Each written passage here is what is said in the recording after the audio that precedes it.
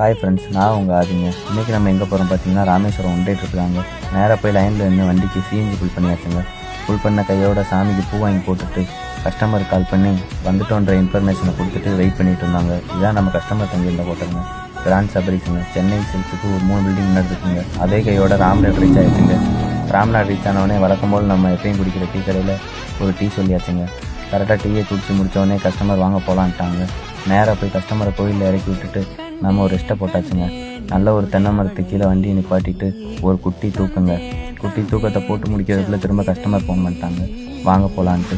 அதே கையோட வண்டி எடுத்துகிட்டு நேராக போய் தனுஷ்கோடியில் ஒரு விசிட் போட்டாச்சுங்க. தனுஷ்கோடியில் ஒரு விசிட் போட்டு ஒரு பாட்டில் வாங்கி ஃபுல் பண்ணிவிட்டு நேராக அரசல் முனையை போயாச்சுங்க.